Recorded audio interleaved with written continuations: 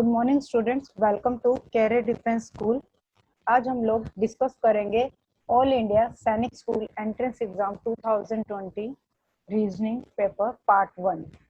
5 जनवरी 2020 को हमारा सैनिक स्कूल का एग्जाम हुआ था ये, तो उसमें मैंने रीजनिंग का पोर्शन उठाया। रीजनिंग में मैं पार्ट 1 टोटल 25 क्वेश्चंस आए थे आपके इस एग्जाम में, जिसमें कि आज फर्स्ट पार्ट में मैं 8 क्वेश्चंस आपके साथ डिस्कस करूंगी।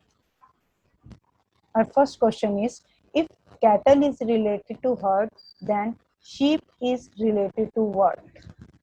सबसे पहले हमें cattle का रिलेशन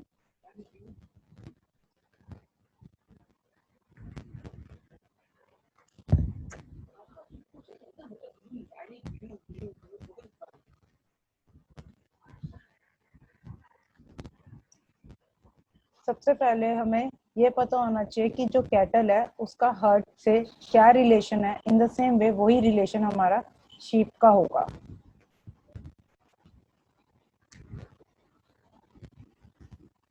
कैटल हमारा होता है पशु, हर्ड क्या होता है? जो भी हमारे group of kettles is called heard, यानी कि जो झुंड होता है उसको हम हर्ड बोलते हैं।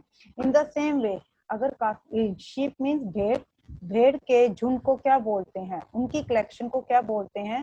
दैट इज कॉल्ड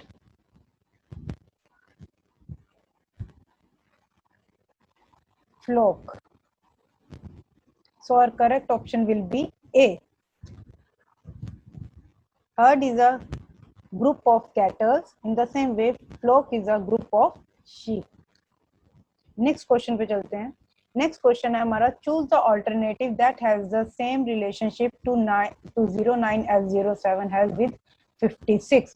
सबसे पहले यहाँ पर हमने अगेन, ये हमारा एनालॉजी का क्वेश्चन है, बट ये न्यूमेरिक बेस्ड क्वेश्चन है हमारा। अब यहाँ पर हमें इन दोनों का आपस में रिलेशन अगर पता चल गया तो हम इन द सेम वे हम इसका भी रिलेशन पता लगा लेंगे। अब अगर मैं ध्यान से देखूं तो 7 का रिलेशन जो है 56 से है, वो क्या है? अगर मैं 7 को 8 से मल्टीप्लाई करूंगी तो मेरा 56 आएगा। इन द सेम वे 9 को मैं अगर 8 से मल्टीप्लाई करूंगी तो मेरा क्या आ जाएगा? 72। Then our correct option will be C. Next question पे चलते हैं। Choose the alternative that will continue the number series. अब ये नंबर सीरीज का हमारा क्वेश्चन है। इस नंबर सीरीज को करने से पहले फर्स्ट अप्रोच जो होती है वो ये होता है कि हमने सेकंड में से फर्स्ट को माइनस करना है, थर्ड में से सेकंड को, फोर्थ में से थर्ड को, एंड सो ऑन। तो अगर मैं 11 में से 5 को माइनस करूंगी तो मेरे पास क्या आ जाएगा? 6। 17 में से 11 को माइनस करूंगी, देन अगेन 6, देन 23 में से 17 को माइनस करूंगी 6। अब मुझे ये पता चल रहा है कि जो मेरी सीरीज चल रही है 6 6 6, यानी कि जो मेरी नेक्स्ट भी क्या होगा? 6 की सीरीज होगी। फॉर एग्जांपल देखो अभी ध्यान से, यहाँ से चेक भी क्रॉस चेक कर लेते हैं हम लोग। 5 में अगर मैं 6 को ऐड कर रही हूँ तो मेरा 11 आ रहा है, 11 में 6 को ऐड कर रही हूँ मेरा 17 आ रहा है। इन द सेम वे 17 को 6 में ऐड कर रही हूँ मेरा 23। तो हमारा नेक्स्ट नंबर क्या होगा सीरीज में? 23 में 6 ऐड करेंगे तो 29 will be our answer. Correct option will be B. Next question. If you fold the transparent paper along the dotted line in figure X, which alternative figure would you get? अब ये हमारा paper folding का paper है, paper folding का question है, sorry. यहाँ पर आप एक्स फिगर इन्होंने दी हुई है हमें। वो कह रहे हैं कि अगर हम इस पेपर को फोल्ड करेंगे तो हमारी फिगर क्या बनेगी?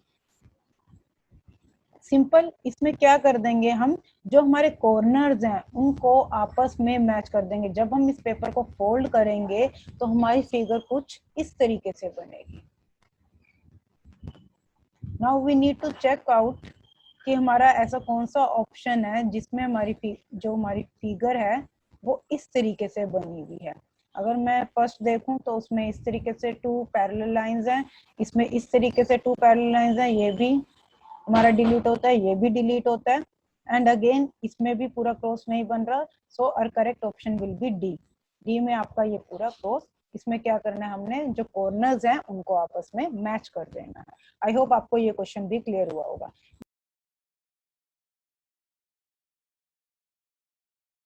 नेक्स्ट क्वेश्चन है, choose the word is least like the other word in the group. अब ये हमारा odd one out का क्वेश्चन है. odd one out हमारा एक चैप्टर, उसमें क्या होता है कि आपको, जैसे आप यहाँ देख रहे हैं कि 4 ऑप्शंस दिए हुए हैं, इसमें से हमारे जो 3 ऑप्शंस हैं वो सेम होंगे और एक ऑप्शन डिफरेंट है, और हमने वही डिफरेंट वाला ऑप्शन ही चूज करना है. और उसके लिए हमें सबसे पहले इनके मीनिंग्स पता होने बहुत जरूरी है. सबसे पहले बेक. बेक मीन्स सेकना. पील. पील मीन्स जैसे हम बोलते हैं पीलिंग ऑफ पोटैटोज, यानी कि हम आलू को छील रहे हैं, छीलना. फ्राई. फ्राई मीन्स आपका होता है तलना, और रोस्ट मीन्स आपका क्या होता है, भुना हुआ. अगर हम देखें, अगर मैं इस चीज को छोड़ दूं, except peel, except peel, rest are different forms of cooking. ये हमारे कुकिंग के फॉर्म है, चाहे वो बेक करना हो, चाहे वो फ्राई करना हो, चाहे वो रोस्ट करना हो. लेकिन जो पील है वो हमारा फॉर्म ऑफ कुकिंग नहीं है, तो हमारा करेक्ट ऑप्शन जो आ जाएगा वो पील आ जाएगा. नेक्स्ट आता है which of the following diagrams indicate best relation between India, Haryana and world. अब हमने इनका आपस में रिलेशन बताना है, बट किस फॉर्म में, डायग्राम के फॉर्म में. देखो, सबसे पहले हम बनाते हैं ये एक सर्कल. ये मेरा वर्ड का सर्कल है, ठीक है. वर्ड में मेरा क्या आता है, इंडिया. अब इंडिया के अंदर मेरा क्या आ जाएगा, हरियाणा.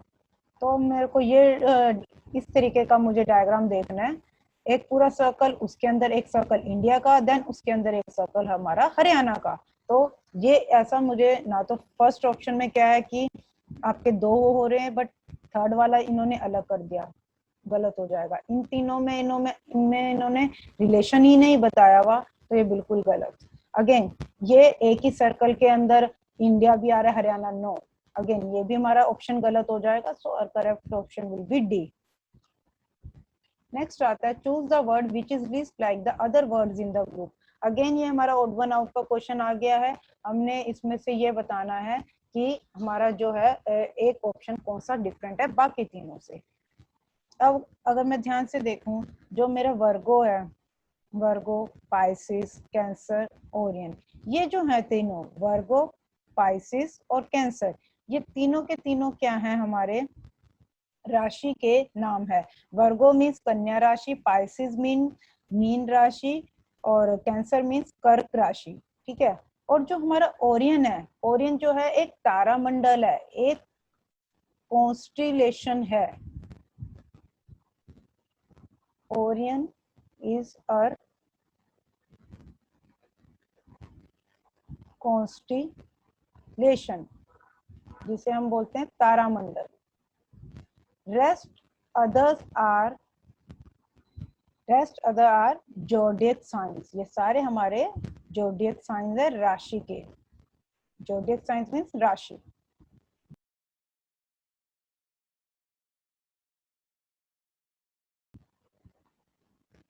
ठीक है. आई होप आपको ये भी क्लियर हुआ होगा. नेक्स्ट क्वेश्चन पे चलते हैं. लास्ट क्वेश्चन है, if statement is coded as this then political will be coded as. ये हमारा स्टूडेंट्स कोडिंग डिकोडिंग का क्वेश्चन है. और अब देखो, सबसे पहले हमें इसका रिलेशन इसके साथ पता होना चाहिए, इन्होंने क्या पैटर्न फॉलो करा है, तो वही सेम पैटर्न हमारा पॉलिटिकल के साथ होगा. अगर मैं ध्यान से देखूं स्टेटमेंट को, इन्होंने क्या करा हुआ है, जो ये हमारा टी है, एन है, ई है, एम ई, इन्होंने कौन सा टाइप इन्होंने कर रखा है, this is a reverse order. Reverse order follow करा हुआ है. ठीक है. सेम हम रिवर्स ऑर्डर पॉलिटिकल में लगाएंगे. क्लियर है. इन्होंने कुछ भी नहीं करा हुआ. ये जितने भी लेटर्स हैं, ये जितने भी इस वर्ड के लेटर्स हैं, उन सारे के सारे लेटर्स को रिवर्स कर दिया. स्टार्टिंग विद दिस, सबसे पहले टी आ गया, फर्स्ट पोजीशन पे देख रहे हो, देन एन, देन ई, देन एम, देन अगेन ई, देन टी, देन ए, देन टी, देन एफ. अब अगेन हम यही फॉलो करेंगे पॉलिटिकल का. सबसे पहले हमारा एल आएगा, देन ए आएगा, देन सी आएगा. तो अब हमने ये देखना है LAC वाले कौन कौन से ऑप्शन है। देखो ये वाला ऑप्शन है हमारा LAC वाला, एक हमारा फोर्थ ऑप्शन है। तो यहाँ से हमारा जो B और C ऑप्शन है वो ऑटोमेटिकली एलिमिनेट हो गया। हमने एलिमिनेशन मेथड यूज करना है। हम कॉम्पिटिटिव की तैयारी कर रहे हैं, बहुत इंपॉर्टेंट है कि हमने अपने टाइम को सेव करना है। टाइम की सेविंग हम इस तरीके से करेंगे। अब मुझे इन दोनों में से डिसाइड करना है कि क्या है। अब मैं देख रही हूँ कि ITI यहाँ भी सेम है, ITI यहाँ भी सेम है, यानी कि हमें ये लास्ट के लेटर्स 3 पता चल जाए क्या होंगे तो हम आंसर निकाल सकते हैं अपना। मैं डायरेक्ट क्या करूंगी, मैंने रिवर्स ऑर्डर इन्होंने फॉलो करा है तो मैं फर्स्ट 3 देख लूंगी। फर्स्ट 3 में अगर मैं देखूंगी तो मेरा क्या बनेगा, उनको अगर मैं रिवर्स करती हूँ तो मेरा ITI सेम है, ठीक है जी। Then L, then O, then P।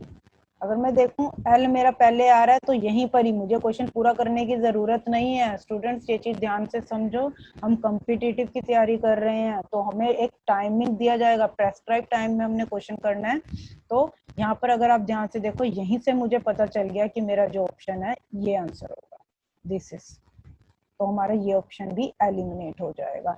यहाँ पर आपका जो है 8 क्वेश्चंस जो सैनिक स्कूल में आए थे वो क्लियर हो गए। पार्ट 2 में मैं जल्द ही आपके साथ आगे के रेस्ट 8 क्वेश्चंस लेके आऊंगी। Till then thank you students. इस वीडियो को लाइक करें, हमारे चैनल को सब्सक्राइब कर बेल आइकन जरूर प्रेस करें हमारी न्यू वीडियो सबसे पहले देखने के लिए।